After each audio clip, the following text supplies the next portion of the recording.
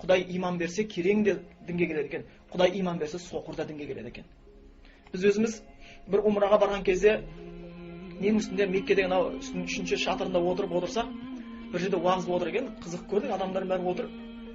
Қандай деп қимылы көп сияқты, жақындап барсақ, глухо немойлар бар ғой кәдімгі. Солар уағыз айтып жатыр. Ылғи сондай жерде жиналып қалған. Өте көп глухо немой, бір бұрыш. Біреусі шығып алып, қолменен бір уағыз айтқан кезде аналар еңіреп жылап жатыр да. Анаған мен қызық кеткен тыңдап түсінгім келді, түсіне алмаймын бірақ. Қолмен көрсетіп жатыр. Қолмен тәпсір айтып жатыр. Қолмен хадис шарықтап жатыр. Аллах жүректерін ашып қойыпты. Бір күні мешітте отырмын, жұма намазында. Ояқта не көп, мешіттегі бір жақсы әдет, барса болды Құран оқиды. Ерте барды ма Құран оқиды. Алланың кітабына деген байланыс өте жақсы. Бізде Құран деген іліп қою керек, портрет сияқты, Ленин портретін ең. Анасына қарап болса өзі үйтіп қорғай беретін сияқты. Барып отырсам, Құран оқып, мешіттің ішінде өзі белгілі бір стандарт Құрандар бар еді.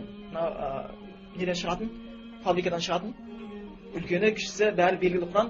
Сосын мен отырдым, Құран оқып отырмыз, артында бір кісі әдемі Құран оқып жатыр екен.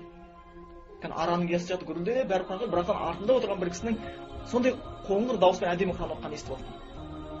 Сосын былай қарасам, Құраны чемодан сияқты дәу екен, артына қарап қалсам, өзінің Құранын алып келген екен ғой деп мешітке ойладым.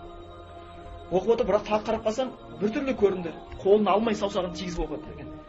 Анықтап қарасам, әріптері көтеріңкі, соқырлар оқитын Құран екен. Бетіне қарап қалсам, дір ете қалдым, екі көзі аппақ, аспан қарап отыр, Құранды оқып отыр. Екі көзі жарқырап жүріп Құран оқи алмайтын бауырларымыз бар да. Қол демейді. Құдайдың сөзінің артық сөзі жоқ негізі. Әрбір Құранның әрпінен сауаптар бар. Әрбір Құран артынан дәрежеңді көтереді. Құран сені жәннетке кіргізеді, жәннетте дәрежеңді көтереді. Бұл Алланың сөзі. Екі көз жарқырап жүріп Құранға уақыт таба алмай жүреді. Соқыр адам Құранды тәжвидпен, саусағымен оқып жатыр. Аллах хидаят берем десе, ол қиын емес екен. Аллах хидаят бермесе, көзің жарқырап, құлағың қалқиып жүріп адаса бересің.